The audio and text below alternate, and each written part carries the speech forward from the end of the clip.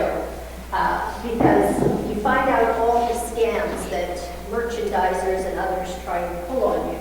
And it helps us to look more carefully at some of the promises that are made when, in fact, if you look even beyond the promise, you might find something wasn't exactly right there. And I watch it slavishly every week. I make sure I watch it, and I note what not to buy, what to look for. And the thing is that most advertising isn't directly a lie. Jim's laughing. Jim feels, yes, it is. It isn't directly a lie because most advertising, like most temptation, carries within it a grain of truth. And the difficulty for us as consumers and as Christians is determining the fine line between the lie and the truth. Take, for example, anti-aging products. By the end of this year, it is estimated that worldwide, people will spend, are you sitting down? Yes, you are. Over $300 billion on anti-aging products. That's more than what we spent on cancer research. Over $300 billion. And what do these products claim they'll do for us? They claim that they make us look younger, reverse the signs of aging, whatever those signs are. But really, can they prolong our life? And if you look at the little disclaimers, which I learned from Marketplace, for example, face creams. I don't know if men buy these as much as women, although the market for men is increasing. But they all tell you that they're going to get rid of your wrinkles. But if you really read them, it doesn't say, this cream will remove every wrinkle on your face. It says, they'll reduce the appearance of fine lines and wrinkles, or the look, or will make your skin glow with health, which isn't really going to reduce your aging. It's a false promise. Or if we look at some of these adverts that give you the before and the after, there's always a tiny asterisk, so tiny with my aging eyes I can barely see it. But it usually says underneath, and you've all seen it if you look carefully, results may vary. So within, yes, and you see, so within these promises, it's kind of a promise, but kind of a disclaimer. So that if we were really serious about analyzing what is being offered to us, we have to, as they say, read the fine print. Or, as everyone says, if it looks too good to be true, it usually is. And when we see temptation come our way, it's exactly the same thing. It's not evil marching down the street before us.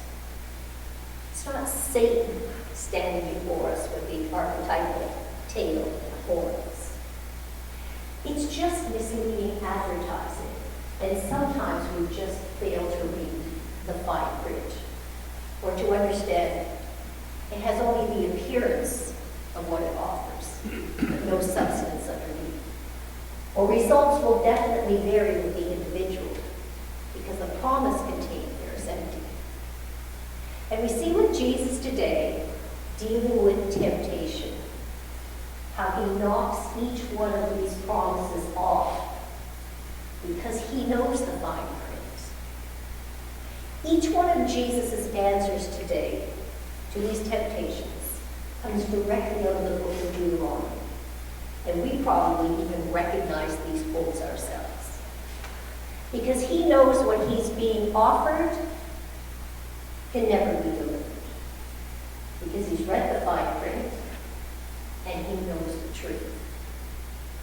So Satan comes at him with 3 different offers, and they all basically concern trusting God. Trusting God's provision for him and for us. trust in God's program for the world, and ultimately trust in God himself. So he's offered in his hunger that this bread that you need can be obtained just by turning stones into bread. Forget about waiting on God. Just do it yourself. But Jesus knows the fine print.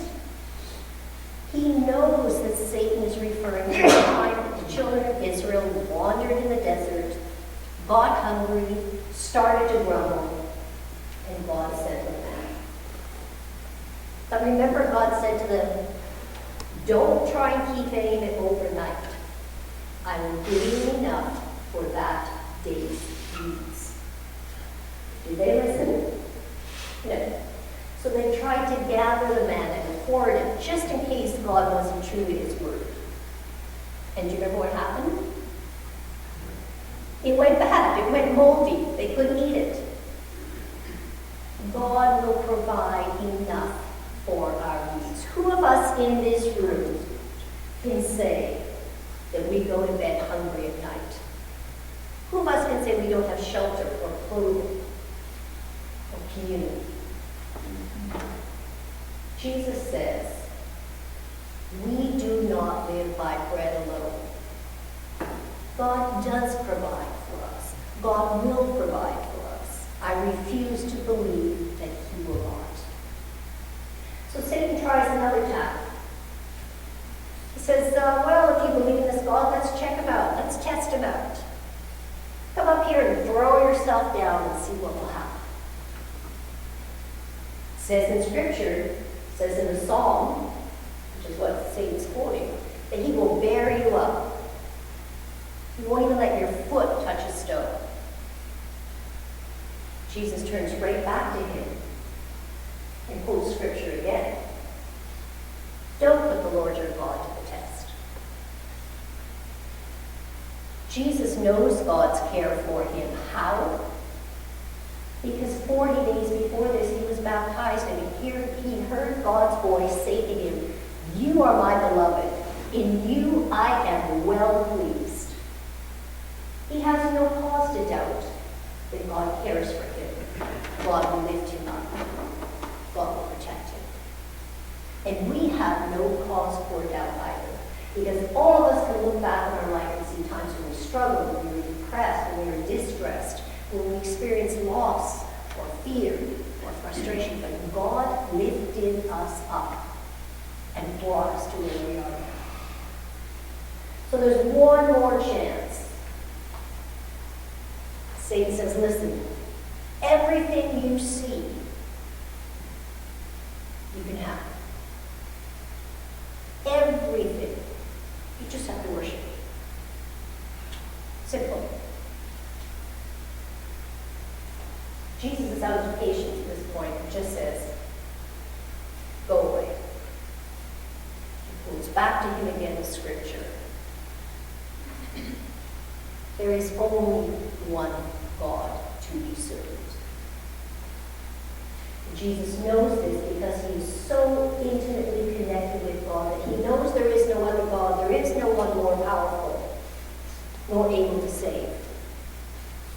And so he is able to put behind him these temptations, these misleading suggestions that he could have a better life if he just put God behind him.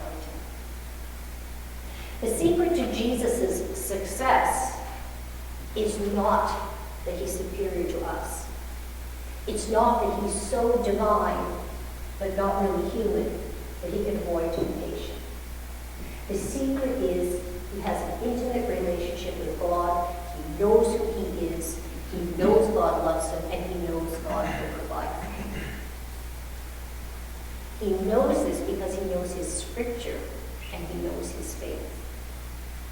And the way that we avoid falling away, the way that we avoid despair, the way that we avoid the temptation to follow other gods, is to invest ourselves in that relationship with Jesus Christ, to know our Scriptures, to know our faith. That is our backstop. We're not made all powerful, but we understand that God, from the beginning of time, has created all things, has invested himself in all things, and chooses to give all things to us. He has breathed his own breath into us at our creation. All that we see is offered to us by God. Yet we must understand that God alone, as Jesus suggests, is the ultimate authority as to how we will enjoy those things. We see in the rhetoric around us these last few days, it's a great temptation for all of us to dehumanize others, to see ourselves as knowing the solution to all the problems, as having the answer to everything that goes wrong in the world, to knowing that if people just did things this way, maybe a little bit of force here, a little bit of antagonism there, less dialogue, more action, the world will be right. We need to understand clearly as Christians that God is in charge of this world. Our position in it is simply to understand that he will answer our daily needs, he will keep us safe, and at the end of the time, he will call us home because we are his children. His desire for us is not that we scramble around and be distracted by every fact, every promise, every false hope, everything we read on the internet, but that we understand that he desires for us abundant life. And for no other reason than because of the words of that infamous commercial.